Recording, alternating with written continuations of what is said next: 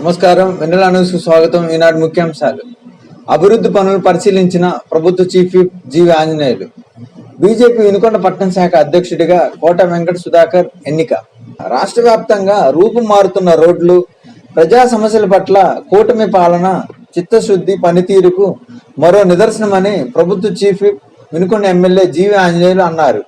వినుకొండ నుంచి కుమ్మరపాలెం, తిమ్మాయిపాలెం, శ్రీరామ్ నగర్, పానకాలపాలెం, దొండపాడు మీదుగా రైతు నగర్ వరకు 6,15,00,000 నాబార్డు నిధులతో వేస్తున్న తార్ రోడ్లను ఎమ్మెల్యే జీవి ఆంజనేయులు పరిశీలించారు. అధికారులు నాణ్యతా ప్రమాణాలు పాటించాలని, ఎక్కడ గుంతలు లేకుండా చూడాల్సిన బాధ్యత అధికారులదన్నారు. గత వైకాపా ప్రభుత్వంలో పూర్తిగా దెబ్బతిన్న 20,000 కిలోమీటర్ల రోడ్లను 861 కోట్లతో ఎన్డీఏ ప్రభుత్వం బాగు చేస్తున్నామన్నారు. వినుకొండ నుంచి దొండపాడు రోడ్డు 2018లోనే మంజూరు చేసి పనులు మొదలు పెట్టిన మధ్యలో వైకాపా పాలనలో అంగుళం కూడా ముందుకు కదలలేదన్నారు. ప్రమాదాలు జరిగి ప్రజలు గాయపడి ప్రాణాలు కోల్పోయినా పట్టించుకోలేదన్నారు. ప్రస్తుత పనులు 25 రోజుల్లో పూర్తి అవుతాయని, ఈ రోడ్డు వలన 10 గ్రామాల ప్రజలకు రవాణా సౌకర్యం మరింత మెరుగుపడుతుందన్నారు. అనంతరం రోడ్లు వేస్తున్న ఆనందంలో పలువురు వృద్ధులు, పెద్దలు ఎమ్మెల్యే, ప్రభుత్వ చీఫ్ విప్ జీవి ఆంజనేయులకు ప్రత్యేక ధన్యవాదాలు తెలియజేశారు. ఈరోజు దెబ్బతిన్న రోడ్లు గుంటలు పూడుస్తూ ఉంటే ప్రజలు ఆనందం చూస్తూ ఉంటే చాలా సంతోషంగా ఉంది. 14,000 కిలోమీటర్లు పూర్తి చేశాం. రాష్ట్రంలో ఇంకా మొత్తం 20,000 కిలోమీటర్లు గతంలో ఉన్నటువంటి రోడ్లు గుంటలు పడినటువంటి రోడ్లని వాటిని పూర్తి చేయటం జరుగుతూ ఉంది. నేను అడుగుతున్నా, వైసీపీ ప్రభుత్వంలో మీరు ఎందుకు పూర్తి చేయలేకపోయారు? 5 సంవత్సరాల అధికారులు ఉండి కనీసం గుంటలు కూడా పూడ్చినటువంటి దుస్థితి ఉంది. కారణం మీది అవినీతి ప్రభుత్వం కాబట్టి మీకు ఆ ప్రభుత్వానికి ప్రజా సమస్యలు పట్టవు. ఈరోజు ఎన్డీఏ ప్రభుత్వం వచ్చింది కాబట్టి గుంటలు లేని రోడ్లు రాష్ట్రంలో మొత్తం ప్రతి రోడ్డు గుంటలు లేని రోడ్డుగా తీర్చిదిద్దాలనే లక్ష్యంతో ఈరోజు 861 కోట్ల రూపాయలు కేటాయించి చకచక వేగంగా పనులు పూర్తి చేస్తున్నారు. అందుకే ఈరోజు ఇప్పటికే రాష్ట్రంలో 16,000 కిలోమీటర్ల రోడ్లు పూర్తయినాయి. గతంలో నాబార్డులో 6 కోట్లతోటి ఈ దొండపాడు రోడ్డు శాంక్షన్ అయితే వినుకొండ నుండి దొండపాడు రోడ్డు తెలుగుదేశం పాలనలో 2018 ఎండింగ్ లో పనులు ప్రారంభించాం. పనులు మొదలైనవి, చకచక జరుగుతున్నాయి. దురదృష్టవశాత్తు ప్రభుత్వం మారింది. 5 ఏళ్లు వైసీపీ పాలనలో ఈ రోడ్డు ఎందుకు ఆగిపోయింది? నిధులు శాంక్షన్ చేశారు చంద్రబాబు గారు, పనులు ప్రారంభమైనవి ఎన్డీఏ పాలనలో. ఆ తర్వాత 5 సంవత్సరాలు ఒక్క అంగుళం కూడా ఎందుకు వెళ్ళిపోయారు? రోడ్డు అంటే ప్రజల అవసరాలు పట్టించుకోరా? అసలు గుంటలు పడి దారుణంగా రోడ్డు పాడైపోయి ఉంటే 5 సంవత్సరాలు నడువులు పోయిన రోడ్లకి ప్రజలు ఎన్నో ఇబ్బందులు పడ్డారు, అనేక యాక్సిడెంట్లు అయినాయి, ప్రాణాలు కోల్పోయారు. అయినా కానీ ప్రభుత్వం పట్టించుకోలేదు. 5 సంవత్సరాలు గాలికి వదిలేశారు. మళ్ళీ ఈ రోడ్డు గతంలో నేను ఎమ్మెల్యేగా ఉన్నప్పుడు చంద్రబాబు గారి దగ్గర శాంక్షన్ తీసుకొచ్చిన రోడ్డు మళ్ళీ ఈ రోజు మేము ఇది పూర్తి చేస్తున్నందుకు మాకు చాలా ఆనందంగా ఉంది. ఇంకొక 20 రోజుల్లో ఈ రోడ్డు అంతా కూడా పూర్తవుతుంది. 10 గ్రామాలకు ఉపయోగపడి ఈ రోడ్డు ఈరోజు చూస్తూ ఉంటే చాలా సంతోషంగా ఉంది. ప్రజలందరూ చాలా సంతోషాన్ని వ్యక్తం చేశారు. ఖచ్చితంగా ప్రజలకు అండగా ఉంటాం. ఇంకా కొత్త రోడ్లు కూడా శాంక్షన్ తీసుకొస్తాం. అట్లాగే గుండ్లకమ్మ వాగు మీద 2 బ్రిడ్జిలు తొందరలో పూర్తి చేస్తాం. ప్రజల సౌకర్యం, ఈ రహదారుల ఇంప్రూవ్మెంట్ ఇవన్నీ కూడా భాగస్వామ్యం. అట్లాగే చంద్రబాబు గారు ఉప ముఖ్యమంత్రి పవన్ కళ్యాణ్ గారి మీద పెట్టిన గ్రామాల అభివృద్ధి పంచాయతీరాజ్ శాఖ మంత్రిగా బాధ్యత అప్పచెప్తే బ్రహ్మాండంగా 26,000 తీర్మానాలు చేపించి గ్రామాల్లో 4,600 కోట్లు కేటాయించి ఈరోజు గ్రామ సీమల్లో అభివృద్ధి జరుగుతూ ఉంది. గతంలో స్థానిక సంస్థల నిధులు ఎత్తుకుపోయిన పక్కదారి మళ్లించినటువంటి జగన్మోహన్ రెడ్డి పాలన చూశారు. ఈరోజు గ్రామ సీమలకి నిధులు కేటాయించిన చంద్రబాబు గారి పాలన చూస్తున్నారు ప్రజలు. అట్లాగే ఇప్పటికే 2,282 కోట్లతోటి రోడ్లు, సీసీ రోడ్లు, డ్రైన్లకి గ్రామాల్లో అభివృద్ధి పనులు పూర్తవుతా ఉన్నాయి. ఇంకా మొత్తం 4,600 కోట్లతో గ్రామ సీమలు అన్ని కూడా అభివృద్ధి చేయడం జరుగుతుంది. ఇంకో విషయం, 6 లక్షల కోట్లు పెట్టుబడులు వచ్చినాయి. పక్క చంద్రబాబు గారి కృషి, మరో పక్క లోకేష్ గారు ఇతర దేశాలు వెళ్ళి మరి నిధులు తీసుకొచ్చారు. ఇతర దేశాల నుండి పెట్టుబడులు తీసుకొచ్చారు. ఈ రోజు 6 లక్షల కోట్లు ఈ రోజు రాష్ట్రానికి వచ్చినాయి. మరో 4 లక్షల ఉద్యోగాలు వస్తున్నాయి దీనివల్ల. ఇది రాష్ట్రానికి ఒక కొత్త మలుపు వచ్చింది. 5 ఏళ్ల వాళ్ళ పాలనలో ఎందుకు రాలేదు?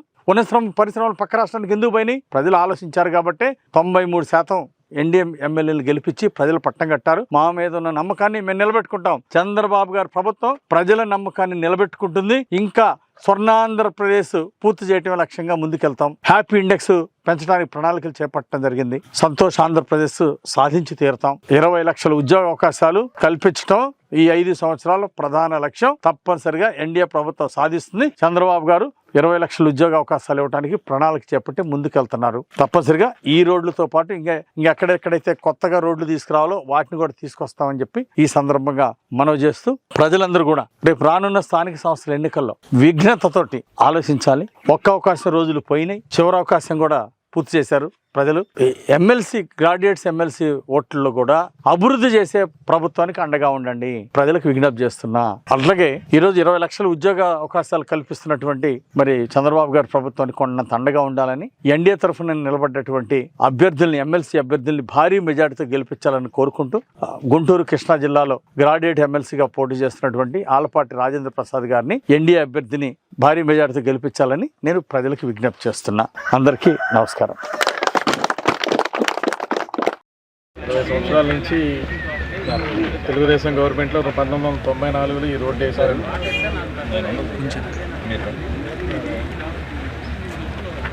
20 సంవత్సరాల క్రితం 1994లో ఈ రోడ్డు వేశారు. ఈ చుట్టుపక్కల 7 పంచాయతీలకి 10,000 జనాభాకి సంబంధించిన రోడ్డు. ఈ గత 20 సంవత్సరాలుగా ఈ రోడ్డు పాడైపోయినా కానీ ఇంతవరకు ఎవరు పట్టించుకున్న వాళ్ళు లేరు. గతంలో 2018 సంవత్సరంలో జీవి ఆంజనేయులు గారి నేతృత్వంలో ఈ రోడ్డు శాంక్షన్ చేయడం జరిగింది. 6 కోట్ల 15 లక్షలతోటి ఈ రోడ్డు శాంక్షన్ చేయడం జరిగింది. గతంలో 2018-19 సంవత్సరాల్లోనే ఇది 70 లక్షల రూపాయలు పనిచేయటం జరిగింది. ఆ తర్వాత 19 నుంచి 24 వరకు కూడా కనీసం ఒక తట్ట మట్టి పోసిన వాళ్ళు లేరు. వైసీపీ గవర్నమెంట్లో బ్రహ్మనాయుడు ఎమ్మెల్యేగా ఉన్నప్పుడు కూడా ఎవరు దీన్ని పట్టించుకున్న వాళ్ళు లేరు. ఈ రోడ్డుకు సంబంధించిన గ్రామాలలో రైతులు చాలా వరకు ఆయన దగ్గర మొరపెట్టుకున్నా కానీ ఆయన పట్టించుకుందే లేదు. ఈ గుంతలతోటి అగసాట్లు పడిపోయి అందరూ ఈ చుట్టుపక్కల ఊర్లో వాళ్ళందరూ కూడా హైవేకి వెళ్ళటం, ఎన్నో యాక్సిడెంట్లు జరగటం, ఈ రోడ్లలో గుంతల్లోకి వెళ్ళటం, ఈ గుంతల్లో కూడా యాక్సిడెంట్లు అవ్వటం, పడిపోవటం, వర్షాకాలంలో ఇబ్బందులు పడటం, చాలా వరకు ప్రజలు అవస్థలు గురయ్యారు. అదృష్టవశాత్తు 24లో మళ్ళీ ఆంజనేయులు గారు ఎమ్మెల్యేగా తిరిగి ఎన్నికవటం, చీఫ్ విప్ అవటం, ప్లస్ గవర్నమెంట్ రావటం, ఈ రోడ్డు మళ్ళీ ఆంజనేయులు గారి నేతృత్వంలో ఎమ్మెల్యే గారి నేతృత్వంలో మళ్ళీ ఈ రోడ్డు ఒక 6 నెలల్లోనే మొత్తం పూర్తయి ఇంకో 10 రోజుల్లో కూడా పూర్తయ్యే పరిస్థితికి తీసుకొచ్చి ఈ 7 పంచాయతీలకి ఈ 8,000 జనాభాకి అందరికి కూడా మేలు జరిగే విధంగా చంద్రబాబు గారి నేతృత్వంలో ఇదంతా పనులు ప్రారంభించి పూర్తి చేయడం కూడా జరిగింది. చంద్రబాబు నాయుడు గారికి, జీవి ఆంజనేయులు గారికి, ఎమ్మెల్యే గారికి అందరికీ ధన్యవాదాలు తెలియజేసుకుంటున్నాను. అన్ని గొంతులు ఏం జరగలేదు, ఏమి చేయలేదు, వాళ్ళు ఏం పట్టించుకోలేదండి, అసలు ఏం పట్టించుకోలేదు. 2-3 సార్లు అటు తిరిగాడు, ఏం పట్టించుకోలేదు. గవర్నమెంట్ పోవడమే మేము ఆయన దగ్గరికి వెళ్ళలేదండి. ఇప్పుడు ఈ రోడ్డు పూర్తవుతుంటే మీ ఎలా ఉంది? మీకు మాకు చాలా ఆనందంగా ఉందండి. మీరు కలవటం, ఈ రోడ్డు పూర్తవటం మాకు చాలా సేఫ్టీగా ఉంది, ఆనందంగా ఉంది. ఇంకేం కోరేది ఏమి లేదండి.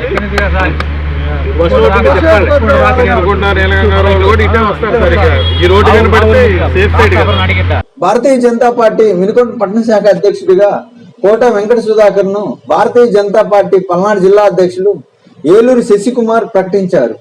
నసరాపేటలో జరిగిన నూతన మండలి అధ్యక్షులు మరియు ముఖ్య నాయకుల సమావేశంలో రాష్ట్ర సంఘటన కార్యదర్శి సుధాకర్ సమక్షంలో సుధాకర్ ను వినుకొండ పట్టణ శాఖ అధ్యక్షులుగా ప్రకటించారు.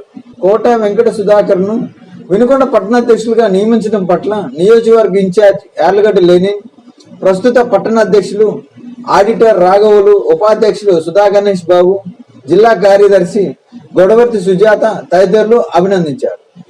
వినుకొండలో వేంచేసి ఉన్న శ్రీ వెంకటేశ్వర స్వామి వారి సేవా సమితి ట్రస్ట్ ఆధ్వర్యంలో ఆలయ హుండీ లెక్కించారు. కార్యక్రమానికి ప్రాంతీయ సంయుక్త కమిషనర్ దేవాదాయ శాఖ తిరుపతి వారు ఆదేశాల అనుసారం జిల్లా దేవాదాయ శాఖ అధికారి పల్నాడు జిల్లా జిఏవి శ్రీనివాస్, ఇన్స్పెక్టర్ నసరాపేట కార్యనిర్వహణ అధికారి కె హనుమంతరావు మరియు అర్చక స్వాములు వి నరసింహాచార్యులు, ఎస్ శ్రావణ కుమార్ ఆధ్వర్యంలో లెక్కింపు కార్యక్రమం నిర్వహించారు.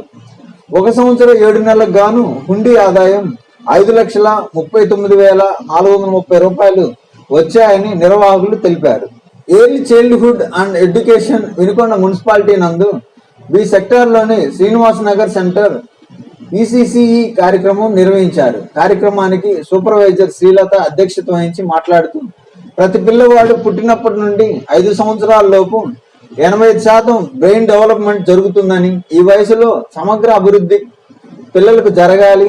పిల్లలు శారీరకంగా, మానసికంగా, సామాజికంగా, మేధపరంగా సృజనాత్మకత అభివృద్ధి జరిగినప్పుడే సమగ్ర అభివృద్ధి జరుగుతుందన్నారు. ఈ వయసులో పిల్లలను అంగన్వాడీ సెంటర్స్ కు పంపించడం ద్వారా సమగ్ర అభివృద్ధితో పాటు ఇతర సేవలు కూడా అందుతాయని వివరించారు.